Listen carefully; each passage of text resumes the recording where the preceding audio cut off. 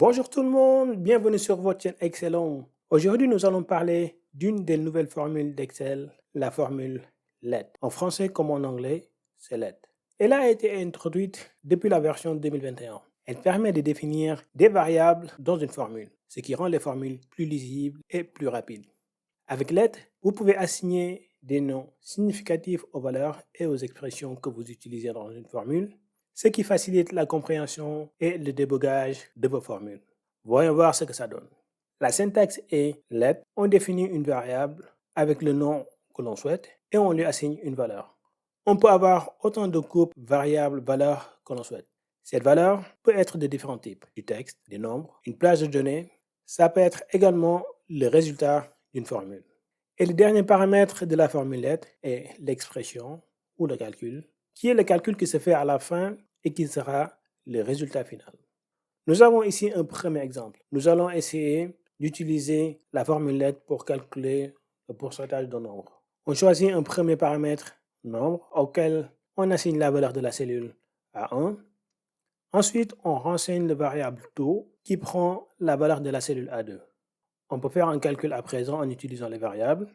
Le résultat final sera nombre multiplié par le taux et on voit le résultat. On pourrait changer notre calcul et mettre à la place valeur initiale plus la valeur initiale multipliée par le taux. Dans ce cas-là, on change directement notre formule en mettant nombre plus nombre fois taux et voilà. Nous allons voir un deuxième exemple qui montre comment la formule let permet de rendre le calcul plus rapide. Nous faisons chaque semaine un extrait d'une liste d'opportunités à envoyer à nos collègues.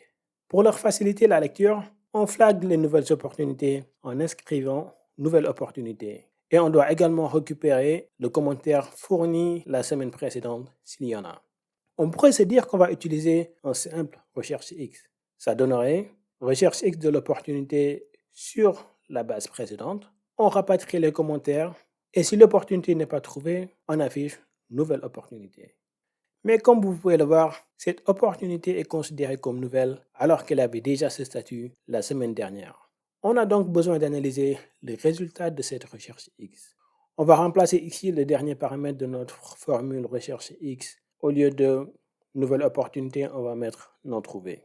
On va commencer notre formule par une fonction si. Si le résultat de la formule est égal à nouvelle opportunité, dans ce cas-là, on affiche une cellule vide pour dire que c'était une nouvelle opportunité la semaine dernière, mais il n'y a pas eu de commentaire. Donc cette semaine, elle doit apparaître avec un commentaire vide. Et si ce n'est pas le cas, on refait une nouvelle fois une recherche X pour rapatrier le commentaire précédent et on affiche nouvelle opportunité si l'ID en question n'est pas trouvé. Comme vous pouvez le voir, la formule est longue et Excel va faire 2 fois la fonction de recherche X. Avec la formule let, on va mettre le résultat de notre formule recherche X dans une variable qu'on va nommer RTL pour résultat.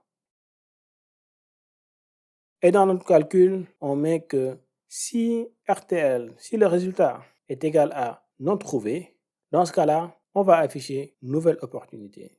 Sinon, si le résultat est égal à nouvelle opportunité, dans ce cas-là, on affiche une cellule vide. Sinon, on affiche la valeur résultat qui est le commentaire de la semaine précédente. Et voilà. Vous voyez à présent comment la formule est plus lisible et la formule recherche X n'est calculée qu'une seule fois, ce qui peut faire gagner du temps quand on travaille avec des bases comptant des milliers de lignes. Enfin, la formule let permet de débugger plus facilement vos formules en plus de les rendre plus lisibles. Dans cet exemple 3, l'idée est d'afficher les top opportunités de la semaine et nous allons le faire étape par étape. Donc on commence égal let et on clique sur Alt Entrée pour aller à la ligne.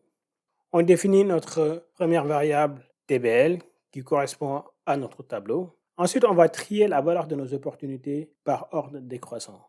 On crée une deuxième variable qu'on va appeler décroît qui va utiliser la formule trier qui fait également partie des nouvelles formules d'Excel. Elle aura besoin de 3 paramètres. Le tableau source qui va être ici notre variable TBL définie précédemment. Ensuite, l'index de la colonne par laquelle doit se faire le tri décroissant. Ça va être la colonne 3, donc on met comme index 3. Ensuite, on va spécifier dans quel ordre on veut le tri. On met -1 pour dire que ça doit être un tri décroissant. Maintenant que nos données sont triées par ordre décroissant, on peut sélectionner le top 3 qu'on va assigner à une variable qu'on va appeler top. On utilise encore une fois de plus une nouvelle formule d'Excel, choisir ligne. La source, ça va être notre variable décroît. Ensuite, on spécifie qu'on veut les 3 premières lignes via cette instruction. Il ne nous reste plus qu'à afficher le résultat final, qui est notre variable top, et voilà.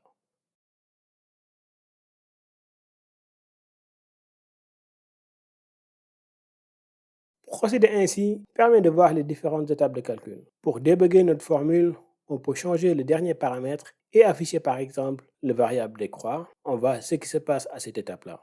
On n'est pas obligé d'utiliser toutes les variables de la formule. On peut remettre notre paramètre top et voilà.